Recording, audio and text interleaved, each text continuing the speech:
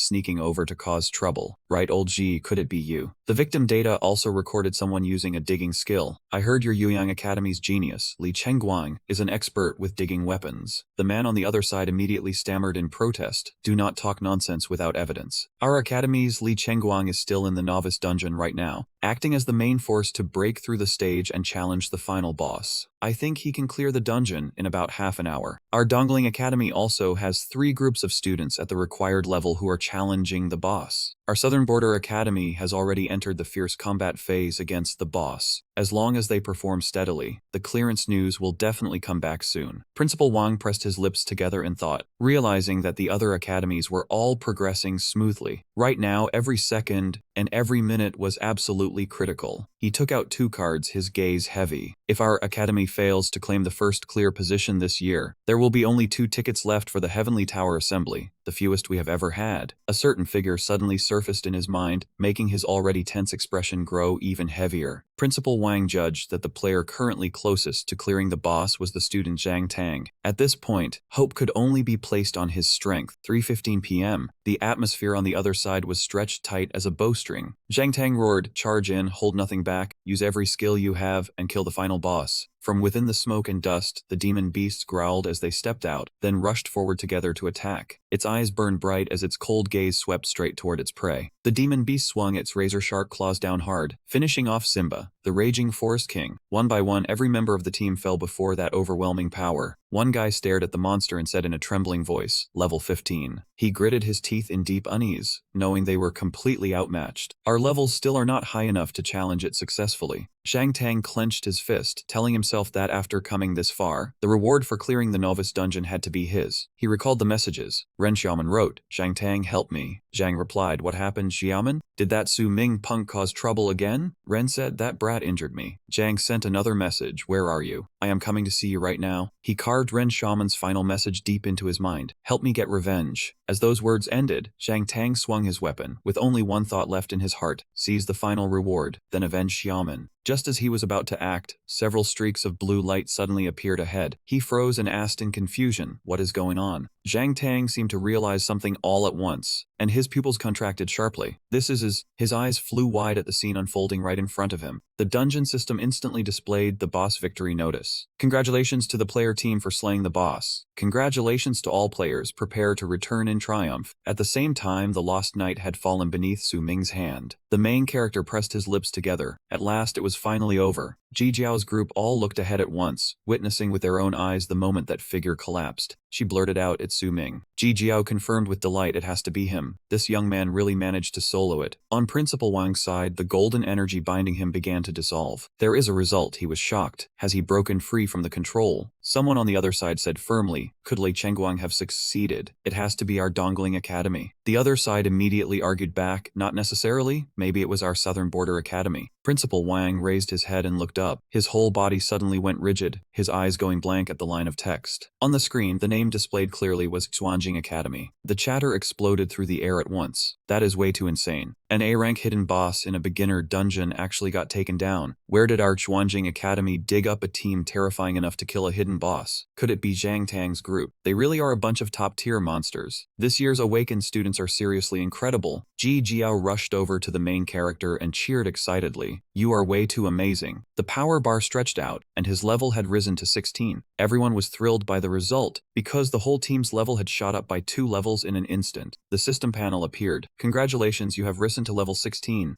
He turned and waved the whole group closer. Before the teleport gate out of the dungeon activates, let's split the hidden boss rewards evenly first. Yanzi scratched his head and said awkwardly that he did not need any rewards, because leveling up alone was already more than enough. Jiang Yunqing also nodded in agreement. Same here, thank you for saving my life. Ji Jiao was the last to speak. Yanzi fumbled for words. From the moment you saved us from Lai Chengguang's blade, then uncovered the hidden boss secret, and finally sold the boss by yourself, I really had no strength and did not help at all. If I take loot on top of that, I honestly cannot accept it. The moment he finished speaking, he suddenly cried out in shock. Jiang Yunqing stared blankly at the system panel. The team leader distributed loot to teammate Yanzi, obtained Spirit Shaking Bow. Level requirement 20. Requires the Ranger class with bow mastery. Affix Spirit Shaking. Consuming mental power can make every arrow fired from this bow carry a random enchantment effect. The team leader distributed loot to teammate Jiang Yunqing, obtained Soul Necklace. Effect increases stored soul power and extraction rate, exclusive to the Soul Bender class. Ji Jiao's expression also froze in the exact same way. The team leader distributed loot to teammate Ji Jiao, obtained the Blood Armor Undead Summoning Scroll. After learning this skill, she can summon the hidden boss, Blood Armor Undead Knight. The summon monster's level and attributes will depend on the player's level and stats. The main character began explaining, as you can see, the rewards from this hidden boss are all exclusive items tailored to each of your classes. That proves one thing, he continued with certainty. I am not the only one recognized by the dungeon. You are also part of the team that defeated the hidden boss. The beginner dungeon acknowledges everyone's contribution. The young man explained calmly, without your support, this challenge could never have been completed. As soon as he finished speaking, the system's mechanical voice rang out. Congratulations to all challengers for clearing the F-rank dungeon, Frenzied Tide Forest. Time spent, 8 hours and 20 minutes. The main character quietly reminded the group time is up. We are about to be sent out of the dungeon. A radiant energy vortex appeared ahead. He continued explaining, behind you every time a dungeon is completed, it enters the settlement phase. The contribution rewards each player earns from challenging the dungeon will be added to their real account after they leave this place. Beside every surviving player, a teleport gate will appear representing the exit. So go ahead and congratulate yourselves. He glanced behind him, then officially declared we are still alive, and this challenge was a success. At 4:30 in the afternoon, after confirming that all players had left the dungeon, miserable crying immediately rang out outside the gate. No, the participants walked out one after another alive, but one boy shouted in panic, "Where is my sister?" That girl broke down sobbing, "My boyfriend is missing too." Ji Jiao announced with a heavy heart. Only 10 students from our class 5 made it back. Standing beside her, the main character added, our class only has 17 survivors too. Yanzi said thoughtfully, of the people who entered the dungeon with me, I was the only one who came out alive. Jiang Yunqing lowered her eyes and murmured, same for me. Ji Jiao answered dejectedly, me too. The main character seemed calmer and said, after Awakening Day, the world becomes like this. His voice sank. This is a world ruled by the awakened, where the strong prey on the weak and winners become kings. Only by constantly challenging ourselves and growing stronger can we stand firm against these cruel laws. Yanzi could not hold back his tears and began sobbing. The main character's voice still rang out steadily. Some people sink into pain and despair after losing teammates, family, or lovers, but others go wild with joy after receiving rewards, power, and money. The main character frowned and delivered a cold verdict. What an absurd and insane world. On the screen, Principal Wang's figure appeared. He slowly announced, congratulations to those of you who survived and successfully cleared the beginner dungeon. For you, this is your first trial after awakening and stepping into the world of the awakened. It is also the final lesson the Academy prepared as your graduation test. I hope you remember this well. Awakened ones do not represent only strength, money, and fame, but also responsibility, love, and peace. Those of you who lost loved ones, remember this pain and suffering, and those who achieved victory must also engrave the responsibility and goals they pursue deep in your hearts. With red eyes, Ji Jiao glanced over and asked the main character, what about you? So many of our classmates died in this world full of brutal rules. Are you grieving or happy? The principal's voice continued echoing, I hope all of you find your own value on the path of awakening. The main character answered calmly, those classmates will be revived. Immediately after, Principal Wang said the same thing. Only after completing this lesson can you truly understand the meaning of the beginner dungeon. The classmates, family members, and lovers you lost will be revived within 30 minutes. Yanzi cried out in shock, huh? The other students could hardly believe it either. Is that true? He continued, they will return from the dungeon to your side. Ji Jiao froze in place and softly called his name. She watched the main character's back, her heart filled with curiosity. Why do you know everything like this? Just then, the system sent a notification, dungeon statistics complete. Beginning reward settlement phase. Player Li Guangran killed Passionate Frenzy Rabbits X3 and Bloodthirsty Reverse Feather Chicken X1. Total monsters eliminated X4. Total dungeon contribution Theory 3. Received 16 Descent coins. Player Zongju killed Sharp-Clawed Hairless Cat Elite X1. Total dungeon contribution Coin 06. Received 22 Descent coins. Player Jiang Qianyu killed Monkey Heads X33. Mutant Lizards X2. Foxwolves X6. Total dungeon contribution 0 and 12. The next information announced was about the main character. Player Su Ming killed Greyback Wild Wolves 113. Mutant Monkey X1. Workshop Goblins X24. Goblin Elite X1. Sharp-Toothed Beasts X87. Sharp-Toothed Delights Beaks 13. Defeated Hidden Boss X1. Completed the primary class change mission. Cleared the Red Rock Cavern area without injury. Achieved the dungeon's first kill, and completed a perfect challenge. Final rating S rank, obtained the title Rookie King. Effect: all attributes plus 15, proficiency of all skills increased by 10%. Principal Wang was already waiting inside. As soon as he heard movement, he spoke up, "You are late." Without turning around, he only looked at the citywide beginner dungeon ranking board and said, "Student Su Ming of Xuanjing Academy is ranked first." The main character scratched his head and replied without the slightest embarrassment, "I overslept." The large board clearly displayed Xuanjing City's beginner dungeon level rankings. Rank 1 Su Ming, level 16. Rank 2 Zhang Tang, level 12. Enyanzi, level 12. Rank 3 Jiang Yunqing, level 11. Rank 4 Ji Jiao, level 10. Rank Li Qianglong, level 8. Rank 6 Sun Xiaoyang, level 7. The main character looked at the information and spoke curiously. "If the beginner dungeon is over, that means my school life is over too." He thought to himself, "No need to stay humble anymore, and it does not matter if I stop hiding my information. After all, the gap between me and my classmates will stretch 10,800,000 miles from now on." Then the young man glanced at that man and called softly, "Hey, listen." He looked helplessly at Principal Wang's behavior and reminded him, "Teacher, how long are you planning to hug me?" The principal's eyes sparkled as he choked out, "Thank you, Su Ming." Tears streamed down Principal Wang's face in 2 lines as he said emotionally, "Although I do not know how you did it, you helped Xuanjing Academy, which has been dead last for so many years, finally shake off that title." He instantly switched into an excited state and told the main character, "Do you know, after the information was announced, Old C from Wuyang Academy went completely silent. Before this, every time our schools met, that old guy always tried to roast me alive, so let's see what he dares to say now. Our academy ranked first among the 4 neighboring cities, and you ranked first in dungeon level among all academies." The main character asked casually, "Then what rank did that Li Chengguang from Wuyang Academy get?" The main character smiled at Principal Wang. The principal said indignantly that Li Chengguang, the blade maniac genius admired by so many people, only got 3rd place among all academies. I heard an unexpected accident happen mid-fight, leaving him badly injured and slowing down the rest of his boss hunt. Principal Wang seemed to suddenly remember something, and asked Su Ming exactly how he had taken down the hidden boss. Even with a 10's talent, he was still a sword tamer, a class famously weak in the early stages. As far as the principal knew, Su Ming was not born into a wealthy family, nor did he have the money to buy divine gear, yet he had somehow killed a hidden boss above his level. As he spoke, he gestured excitedly with his hands. In all his years as principal, he had never seen a student explode with potential like this. In other words, there was no way this was only because of the items he had given Su Ming after the awakening ceremony. At most, those things could slightly boost real combat ability, but they were nowhere near enough to create a miracle like this. Su Ming calmly replied that it was all luck. Principal Wang immediately frowned and asked, "Luck?" Su Ming explained that he had happened to obtain many useful items and skills. The principal grew even more shocked, wondering if the beginner dungeon really held treasures that powerful. Su Ming could only recount a modified version of events, secretly feeling awkward, because he could not say he was a reborn player. In the end, he added that without his teammates' support, he never could have defeated that hidden boss. After hearing this, Principal Wang nodded as if he understood, then smiled kindly. It seemed Su Ming was not only an outstanding awakened one, but also had truly impressive leadership qualities. He brought up one more thing, saying the other students had also come to claim their top 5 rewards that morning. Classmate Ji Jiao had kept praising Su Ming, saying that only after teaming up with him did she see just how strong he really was. Su Ming smiled faintly and said she had messaged him that morning to invite him along, but he had turned her down. He recalled how Ji Jiao had once shouted excitedly during the battle with Li Shengguang, saying Su Ming was way too cool and way too amazing. Thinking of that, he could only glance aside helplessly. He knew she would definitely praise him to the skies, embarrassing him to death. Just like before, that girl always loved exaggerating when she complimented people. Right then, a voice rang out from outside, telling Su Ming to come receive something. The sudden commotion made him pause slightly. A package had been delivered straight to Su Ming, and inside was a short note saying, "This is your Sky Tower Assembly token." He flipped the package over and saw the word Sky clearly engraved on it, instantly remembering that earlier, painfully embarrassing presentation. Principal Wang burst out laughing and teased him, thanking him for his outstanding performance and first-place ranking. It was Su Ming who had made even the deputy mayor, who originally looked down on Mystic Capital Academy, allocate extra tokens to them from other academies' quotas. This year, their school had secured 5 slots, and he had already distributed them to Jijiao Yanzi, Jiang Yunqing, and Zhang Tang. Then his tone turned serious as he said it was time to explain to them just how important the Sky Tower Assembly token truly was. Su Ming smiled and replied the principal did not need to explain too much, because he understood it very well. In his memories, the Sky Tower Assembly was the place every awakened one longed to enter after leaving the beginner dungeon. After all, once an awakened one cleared the beginner dungeon, they were considered to have graduated from the academy and officially stepped into the real world of hunters. The reason was simple. Most awakened ones could only train by starting with low-level dungeons. After that, they challenged one stage after another, slowly climbing upward and using stability as the foundation for leveling up. That method was safer, but the risks were still high, and the pace was far too slow. Qualification to enter the Sky Tower Assembly was completely different. Whoever held a token gained access to another training path, one that was faster and more dangerous, but whose rewards far surpassed the ordinary route. Su Ming silently calculated his options. The trials inside changed in countless ways, but the resources and growth speed they offered were terrifyingly high. In his previous life, he had not been qualified to enter that place at the very beginning. That alone caused him to miss the golden period, preventing him from pulling ahead of other players, while the resources he obtained later were pitifully divided up. His gaze gradually became firm. This life was different, and Su Ming had to seize every opportunity tightly, preparing himself for the future ahead. At that moment, Principal Wang reached his hand toward him and called his name. With a smile, he announced, "Congratulations, from today onward, you have officially graduated from Mystic Capital Awakening Academy." Drawing on his own experience, Principal Wang gave him a serious warning. The challenges from now on would no longer be like the beginner dungeon, where failure still allowed resurrection. Every trial Su Ming faced in the future would give him only one chance. They were true gambles, the kind that could take the lives of young awakened ones. Su Ming listened in silence, engraving every word of the principal's advice into his memory. After saying this, the principal reached out his hand, his eyes filled with expectation. He hoped a hidden genius like Su Ming would have a brilliant future, and one day contribute to this world filled with dungeons and monsters. Su Ming slowly revealed a calm smile. He reached out and shook Principal Wang's hand, sincerely replying, "Thank you, Principal." The old man merely nodded softly, as if he understood everything that needed to be said. At the same time, in the wealthy district of Mystic Capital City, this area blazed with lights and was far more luxurious than the rest of the city. Inside a large villa, the outer door suddenly swung open, signaling that someone had hurriedly returned. A man rushed straight inside, loudly calling Jiang Yunqing's name. He charged over and hugged her tightly, praising his daughter again and again for being so outstanding. Not only had she safely returned from the beginner dungeon, but she had also taken 3rd place in the academy. It seemed Little King had found some extremely reliable helpers. Jiang Lan, who was sitting in the living room, spoke up to remind him that unfortunately, the credit this time did not belong to her. The man froze and let out a startled sound. Jiang Yunqing's father immediately listened in surprise, then learned that the one who had truly helped his daughter was an awakened student named Su Ming. Jiang Yunqing also turned to correct him, saying, "Yes, Dad. The helpers her older sister hired had carelessly fallen into a monster trap, and she had almost failed the dungeon. Luckily, that classmate appeared in time and saved her." She happily continued, saying he'd not only saved her, but also given her many skill books and pieces of equipment. After that, he had even led her through leveling and helped her clear the dungeon. He was truly an incredibly powerful challenger. Jiang Lan also mentioned him. At first, she had planned to invite that young man to help Jiang Yunqing, but there had been a little conflict between the two sides. No matter how much money she offered, he refused to agree. At this point, she looked rather pleased, saying she never expected them to be so fated that they would still meet inside the dungeon. This time, they really had to thank him properly. Jiang Yunqing's father scratched his head a little awkwardly. It seemed both of them thought very highly of this classmate. In that case, he also had to find time to thank the young man properly. He showed a warm attitude, saying that if things were truly as they described, this awakened one was definitely worth befriending. "Little Lan, help me look into his contact information." Right after that, he unexpectedly announced another piece of news. To celebrate Jiang Yunqing successfully completing the dungeon, he had decided to invite the best chef over today to cook for the whole family. Jiang Yunking's father immediately took out his phone and made a call, saying, "Hello, I am busy right now, so move every meeting for me, emergency or not." No one knew what the other side reported, but his expression suddenly changed, and he blurted out in shock, "What?" As he rushed outside, he demanded that the other party explain more clearly. Once he had left the room, Jiang Yunking's father asked in a low, heavy voice, "Captain, someone has been sending assassins over the past 2 days to kill many of our people. Do you know who is behind it?" After hearing the name reported back to him, Jiang Yunking's father instantly went numb. It was the Zhang family. 2 days later, Su Ming was on the phone with Ji Jiao. She said they planned to set out together for the Sky Tower realm today, and for this mission, he absolutely could not act alone. He calmly replied, "I know. Over the past 2 days, I have found everything I need to prepare, and all the arrangements are almost finished. Once I get there, I will meet up with everyone." On the other end, Ji Jiao answered, "Okay, we will wait for you." Then Su Ming's eyes shifted, and in his heart, he silently called the name of the Sky Tower Assembly. He stood still, recalling what Principal Wang had once said. To reach the Sky Tower Assembly, all he needed to do was use the token. The token would summon a teleportation gate leading straight to the destination, and only those qualified for the Sky Tower could step through. Su Ming picked up the earlier package, placed the token in his palm, and asked in a low voice, "Is this the summon?" The system immediately verified his qualification automatically. The scene before his eyes changed in an instant, making him murmur in surprise, "Am I outside now?" His eyes shone brightly, and his fighting spirit surged. In Su Ming's mind, a single thought echoed silently, the new challenge of the Sky Tower Assembly. "Here I come." The tower belonging to the assembly gradually appeared before his eyes. From the spatial gate, first his head poked out, and then each part of his body slowly stepped through the portal. He looked at the scenery before him, beautiful as an immortal paradise, and could not help wondering in his heart, "Is this the place?" Su Ming raised his head and looked upward, sighing softly. The 100-floor tower, the true territory of the Sky Tower Assembly. He tried to recall the memories of his previous life. Back then, he had only managed to set foot here much later through a lucky coincidence. As he walked, he observed his surroundings and noticed many challengers from all over the country being continuously teleported here through their tokens. Thinking of this, Su Ming grew even more excited. In this life, he could challenge this place directly from the very beginning, and the fire of interest inside him had already begun to blaze. Su Ming raised the Sky Tower token. The item immediately lit up, the verification process completed, and the target identity was successfully recognized. After that, he continued walking toward the other areas. But the moment Su Ming saw the scene before him, his eyes widened in shock and he blurted out, "Oh?" A live announcement rang out. 10 new challengers had arrived in the first-floor hall to await the opening ceremony. Su Ming stood in the center of the venue, unable to shake his doubt, because this place was nothing like the memory from his previous life. The male lead slowly stepped into Grand Hall, his gaze sweeping over the scene before him. He was quietly stunned because the scale in this life was far more overwhelming than before. He immediately realized this place was much larger than it had been. Just then, a familiar voice suddenly called his name from a distance. Ji Jiao's group quickly came over, and she was the first to speak, saying he had finally arrived. The young man was slightly surprised, then greeted everyone in return, from Ji Jiao and Yanzi to Jiang Yunqing. The male lead still smiled calmly, and said they had arrived really early. Ji Jiao instantly frowned and shot back, "Early? What early? They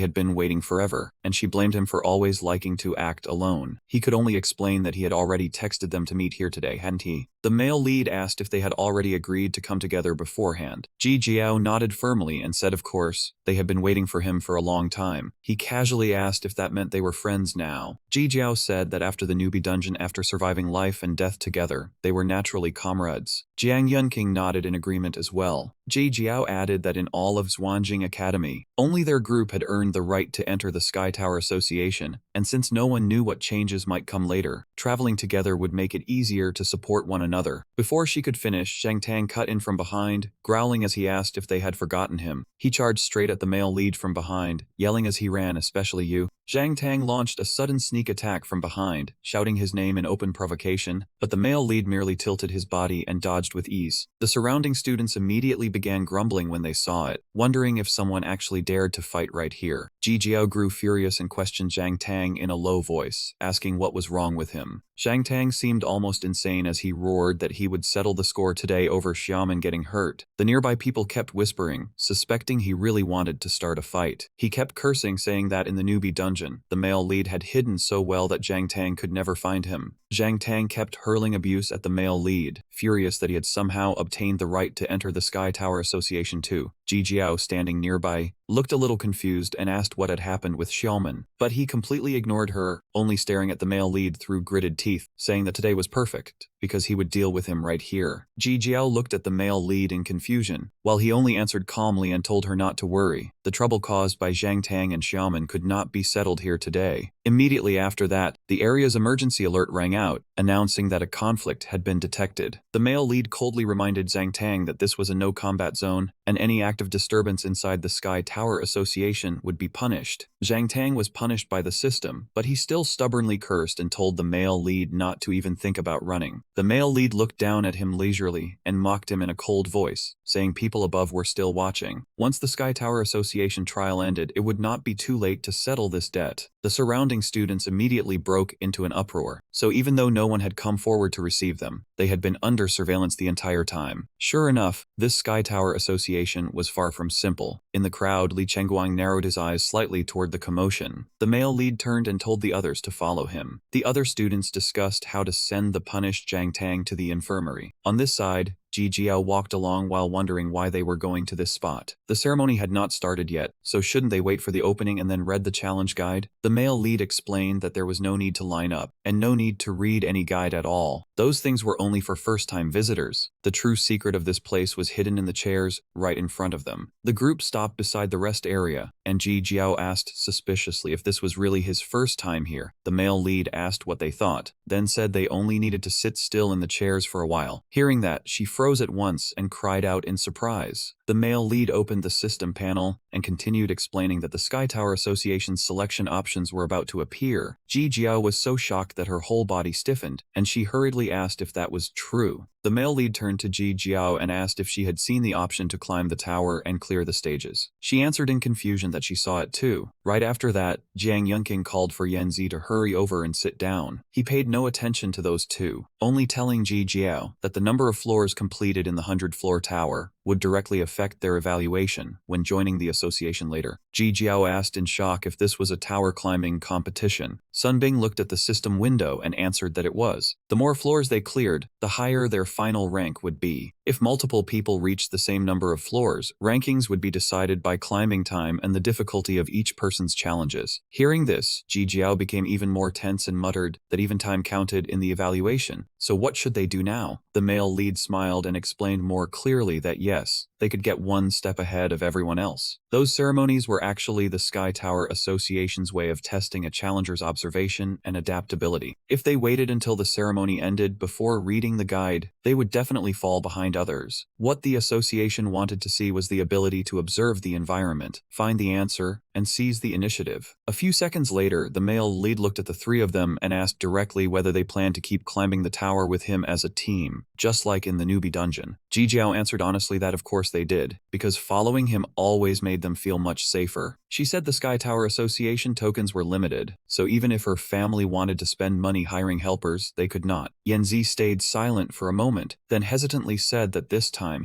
Hearing that, the male lead immediately looked over with a rather displeased expression. Yanzi avoided the male lead's gaze and said frankly that this time, he would not join his team anymore. Jiang Yunqing immediately jumped in shock and shouted, asking why. Yanzi analyzed with confidence that in the newbie dungeon, when they killed the hidden boss, almost everything had been carried by the male lead taking damage and fighting as the main force, while they merely stood behind him and benefited, yet still leveled up very high. He admitted that he had relied too much on the male lead's strength. With that kind of power, the male lead would surely pursue harder challenges, and Yanzi did not want to become a burden. He also wanted to rely on himself to train and grow stronger. After hearing that, Ji Jiao immediately supported Yanzi and said he was not wrong. In truth, they also needed a real tempering to improve their odds of survival. This time, apart from the male lead, the three of them would form their own team to challenge the tower. Jiang Yunqing was so surprised that she only managed to let out a sound, while Yanzi quickly agreed. Then Ji Jiao turned to Jiang Yunqing and asked if she wanted to come with her, leaving the young woman flustered and hesitant. It took a while before Jiang Yunqing finally figured it out. Then she spoke with confidence, saying all right. She agreed. She also had to learn how to rely on her own abilities to become stronger. Right after that, Ji Jiao loudly finalized the decision. In that case, it was settled. The male lead would be a one-man team. After the three of them formed their team, Ji Jiao told the male lead to choose the solo tower climbing challenge. A few seconds later, she stood up and announced that their group would create a 3-person team to take part in the tower climbing trial. These words accidentally reached Li Chengguang nearby, making him murmur that he understood now. At this moment, Li Chengguang silently thought that the 10-star duel between him and the male lead still had not produced a winner. A short while later, the system sent another notification confirming that the team selections were complete and the 100-floor tower challenge officially began. After receiving the notice, the male lead happily said he would go first and wished everyone good results. Ji Jiao immediately cheered him on, while Yanzi quickly added that they would do their best too. The scene shifted as planned, and the male lead entered the challenge alone, beginning an action-packed tower assault. Once he was in position, the system immediately announced that challenger number 001 was the first to enter the 100-floor tower challenge. He stood still and observed his surroundings, quietly feeling how familiar this place was. In the next second, the system announced that the opponent on the first floor was the wrathful one. After hearing it, the male lead remained calm and told himself this challenge would be as easy as turning his hand. But what he never expected was that the opponent appearing in front of him was not a savage monster, but a rooster. Seeing that bizarre opponent, the male lead immediately shouted in disbelief, "Huh?" His opponent was called the King Yuan Running Chicken. After looking carefully, the male lead could not help wondering why it was completely different from his previous life. He began observing the target with great care, first paying attention to its legs. Then he shifted his gaze up to its head, trying to find the weak point of this strange monster. The male lead saw that the rooster's calm was both beautiful and dazzling, so striking that it was impossible to dismiss. A few minutes later, he easily grabbed the King Yuan Running Chicken by the neck. As it cried out in panic, the male lead stammered and asked why the first-floor monster was a chicken. Just like that, he remembered his experience from his previous life and told himself that back then, the first-floor monster he had faced was clearly something completely different. At that time, his opponent had been a level 5 monster called the Purple-Furred Vicious Tiger, which was many times more ferocious than this chicken. Now the challenge had completely deviated from his memories of his previous life. Could the 100-floor tower be mocking him as a rookie chicken? Even more confusing was that the male lead could not see the King Yuan Running Chicken's level. He could only see question marks, making him mutter that this chicken bro's level was seriously strange. What did this actually mean? The male lead decided not to overthink it anymore. His only choice was to end the fight fast. Just as he was about to make his move, the chicken suddenly struggled free and flapped its wings into the air, making the male lead shout in shock. The surprise did not stop there. The King Yuan Running Chicken immediately turned back and counterattacked. With a single kick, it sent the male lead flying into the distance. Because the ambush came too suddenly, he lost his rhythm for a moment and had no time to counterattack at all. When he finally steadied himself again, the male lead stared at the chicken in front of him, his heart turning cold as he silently thought that this chicken was not simple at all. The frail King Yuan Runner Chicken from earlier had completely transformed, standing majestically before Su Ming, its gaze as cold as a real monster's. It charged again at terrifying speed, forcing the main character to admit this thing was definitely not simple. Outside the tower, everyone heard the announcement that the opening ritual had ended, and the 100-floor tower rookie trial had officially entered its next phase. Then came the introduction to this round's traditional 100-floor tower trial. But the moment everyone looked at the notice board, tension spiked. It clearly showed, first place, Challenger Yozin 2. Ji Jiao gasped, saying the floor rankings were already up. He ran quickly added, someone had started climbing already. Shu Ju could not believe it, since the explanation had only just ended. When the board showed first place, Zeruzhen 2 Li Chengguang had cleared floor 2, the crowd erupted. First place was Wuyang City's 10-star genius, the Blade Maniac, Li Chengguang. The scene shifted inside the tower, where the main character immediately summoned his sword. He swung his sword in rapid attacks against the King Yuan Runner Chicken, but it stubbornly dodged every slash. It did not just defend itself. The chicken fired back with a vicious pecking strike, and luckily, the young man twisted aside in time. He activated the Shadow Step skill, silently judging that its attack speed was as fast as a bullet. With that thought, he instantly accelerated, closed in, and slashed straight at it. But the King Yuan Runner Chicken sprang into the air in a flash. The instant it leaped, he realized this monster's explosive power was also abnormally strong. After landing, the King Yuan Runner Chicken lowered its body and started scratching the ground in a blatantly provocative pose. The moment the main character attacked, it shot upward again, moving as fast as lightning. A few minutes later, the King Yuan Runner Chicken unleashed its ultimate combo Flying Chicken, Running Dogs to counterattack. This time it did not retreat at all. it chose to face him head-on. After clashing for a while, he realized the enemy's offense was too fierce, while sword draw slash and sword control were not effective enough here. Even so, he still managed to cut the King Yuan runner chicken once. As the chicken backed away, the main character began calculating. He had to find a breakthrough. If this dragged on, the fight would become meaningless, and his early entry advantage in the tower would vanish. He suddenly thought of Lai Chengguang and made his decision. In that case, he would try the new skill he gained after killing the hidden boss in the rookie dungeon. The King Yuan runner chicken stood still, watching its opponent. At that exact moment, he suddenly burst forward and closed the distance in an instant. He brought his sword down, forcing the King Yuan runner chicken to curl up in midair. But in the end, it still landed safely, without taking the slightest injury. The main character did not give up. He kept thinking and realized the key moment was when it had no choice but to land. A few seconds later, lightning suddenly flashed beneath the King Yuan runner chicken's feet. Right after that, he used Sword Tome to attack the King Yuan runner chicken, activating the sword technique Greatsword Grave. The tremor effect triggered, summoning a massive sword that erupted from the ground at the designated target point and dealt heavy damage. Seeing no trace of the King Yuan runner chicken, he thought he had succeeded and shouted in triumph, but a second later, he froze and cried out in shock, because the King Yuan runner chicken was still floating safely in the air. The main character stared in disbelief, never expecting that attack to miss. After failing to bring down the King Yuan runner chicken again and again, he angrily roared that this was not over. It looked like an ordinary chicken, but its strength was nothing like the usual floor 1 enemies. But very quickly, he noticed something strange and stopped short. He stared at the King Yuan runner chicken and wondered, was this really just an ordinary chicken? The main character studied the King Yuan runner chicken carefully, then realized it seemed to be hiding another identity inside. Unwilling to drag things out any longer, the King Yuan runner chicken whipped around and charged into battle with him. This time it seized the initiative, forcing him to hurriedly use 2 skills in a row, line marking and chicken immobilization, to defend himself. Although he had not caused obvious damage yet, the main character understood the key and murmured, "Just as I thought. In the end, you are still only..." The moment he grasped its weakness, he thrust his sword straight through the King Yuan runner chicken's body and coldly concluded, "An ordinary chicken." Right after that, the system sent an interesting note. Chicken immobilization related to tonic immobility, a stress-induced defensive reflex. When a chicken was flipped over and its head fixed towards something like a straight line, touch signals told its brain it could not escape. Its motor nerves were temporarily suppressed, leaving it fully still. It stayed conscious, but its heartbeat and breathing slowed, fooling predators that only attacked living prey. Soon, the system confirmed, "Congratulations, the first challenge gate has been cleared." The 100-floor tower in this life was truly interesting. He looked at the rankings and muttered, "Right now, first place is Li Chengguang. Looks like that guy made it here too." When the rankings showed second place, Xiaozhen's and 2 Li Chengguang, he could not help worrying. Other challengers had also started climbing, so his time advantage was probably gone. In a flash, the main character's attitude changed. He smiled and said, "Very good." Then he continued forward, his fighting spirit blazing. This speed race up the tower had truly excited him. "First of all, I absolutely have to win." Time kept passing, and the system sent one notification after another. After all the rules were explained, it finally revealed how to log into the 100-floor tower trial. Back at the event area, the chairs on both sides were designated as self-registration points for challengers. The host suddenly appeared on the screen and said they could not delay any longer, urging contestants to quickly take their challenge seats. After that announcement, many people immediately complained. Li Feibao groaned, "So it was that easy to start." Someone snapped that it was basically a trap. The opening ceremony was long and boring, yet they had obediently listened to the whole thing. Tuoshi grumbled that the ceremony had tricked them, then shouted for everyone to hurry and find a seat. Huoxiao rushed off to grab a spot, saying that in this kind of competition, every second had to be fought for. Xiaomai found a seat but still complained that they could have charged into the tower through the chairs from the start. Yang He grumbled that this explained why the blade maniac Li Chengguang was already on the rankings. Xiaomai muttered to her friend, "How did he know?" Just then, Feng Hu shouted in panic for everyone to look at the tower rankings. They now showed first place Xiaozhen 2, Li Chengguang, floors cleared 6. Dujun was shocked after seeing it, that Li Chengguang had already cleared 6 floors. Right after that, a new name appeared on the rankings, and it was even a challenger squad. The rankings kept changing. First place, Xiaozhen 2, Li Chengguang, floors cleared 6. Second place, Naoran 3, 4, Xiaozhen 5. The squad led by Ji Jiao, floors cleared 4. Dujun froze when he saw it. So many people had already discovered that the chairs were connected to the login area. But right after that, another new name appeared, and the code was actually Yaowen 1, the first challenger to log in. the surprises were not over, because third place was quickly announced on the notice board. Third place, there were one Godslayer. The moment those words appeared, Gao Shan became so flustered he could barely speak. But when the rankings showed third place, Yoza 1 Godslayer, floors cleared. Floor 1, the crowd immediately started talking. Was the name Godslayer a title? The scene shifted back to the main character. After clearing the floor, the system sent a reward notice. The reward for clearing the first floor was the right to create his own title. He stared blankly. Create his own title. Then he set the title as the On 10 Floor Trader 2, while wondering what this title was actually for. After thinking for a while, the main character suddenly recalled his previous life and thought to himself, I clearly remember that after killing the Floor 1 gatekeeper monster back then, the so-called reward was just a small wooden chest. A liquid immediately seeped out from inside, working almost exactly like a healing potion. But what was this title supposed to mean? The system instantly asked Su Ming to enter the title he wanted, so he followed the prompt and thought to himself that too many things had changed in this life. Could it all be because he had been reborn? The more he thought about it, the murkier it felt, and the main character muttered that there was nothing else he could do. In the end, he made up his mind. If that was the case, he might as well use it to the fullest. The young man immediately reached out and tapped quickly across the system interface. A few seconds later, he quietly thought to himself, then I will use my profession from my past life as my title. So the main character named his title Godslayer, and the system quickly confirmed that it had been accepted. Challenger number 001, title Godslayer. The screen immediately displayed the challenge information for the 100 floor tower. He glanced over the status panel and felt slightly confused. So the title actually replaced his real name? A moment later, the system displayed another notice, announcing that the gatekeeping boss had appeared. Looking at the title Godslayer in place of his name, the main character said with satisfaction, perfect, that suits me just fine. Soon after, a level 3 flying bat charged into the center of the tower floor. The instant it appeared, the monster unleashed an extremely vicious aura. But before the flying bat could even attack, the main character cut it down with chain-breaking sword. After this victory, the leaderboard immediately shifted. Rank 311 Godslayer, floors cleared, 2. After Du Jun saw it, he blurted out in shock, it has only been 1 minute, and that guy Godslayer has already cleared 2 floors. After that, the main character continued straight to floor 3, and quickly killed the level 5 giant demon assassin. Following his principle of ending fights fast, he used only one move to send the giant demon straight to its grave. The system also immediately confirmed that the floor 3 challenge had been completed. The main character continued to floor 4, where he had to face a level 6 three-eyed shoegrass monster. The result was still no surprise. He dealt with it cleanly and effortlessly. Seeing this, Gao Shan loudly praised him for being insanely strong, while Du Yun beside him could not help admiring how fast Godslayer was climbing the tower. The leaderboard changed again. Rank 2, Rune 3344 4005, Team Leader Jiao, floors cleared, 5. Rank 311 Godslayer, floors cleared, 4. The crowd immediately started buzzing after seeing it. In less than 10 minutes, he had cleared 2 more floors, and was about to close in on second place. But Li Chengguang, who held rank 1, refused to fall behind either. He had already broken through to floor 8. At this moment, the leaderboard updated again. Rank 1, Dirhuzhen 2, Li Chengguang, floors cleared, 8. The scene shifted back to the main character. As he fought his way up with blood pumping, he thought to himself that Blade user has already cleared 8 floors. He gave a faint, intrigued smile and said that speed is kind of interesting. Wanting to catch up to the other man, the main character began calculating in silence. I wasted quite a bit of time on the first floor, so I will count that as giving him a head start. Next, he would go all out and charge straight upward. Right now, the main character was standing inside the challenge space of contestant number 001. On floor 5, the boss that appeared was a level 7 saber-toothed 3-headed hound. He did not want to waste another second, so he took the initiative and attacked first, saying coldly, I do not have the patience to wait for you to walk out of that gate. In the blink of an eye, the saber-toothed 3-headed hound's blood sprayed everywhere. The scene shifted to Ji Jiao's team. The group had just successfully defeated the boss on the next floor, and the system immediately confirmed that Team Ji Jiao had cleared floor 6. Ji Jiao shouted with joy, that was close, but we made it through another floor. My summoned beast will take the lead. Yanzi will focus on all-out burst damage, and Jiang Yunqing will handle enemy control and healing. Our teamwork is getting smoother and smoother. Right then, Jiang Yunqing suddenly called out, everyone look over here, this is...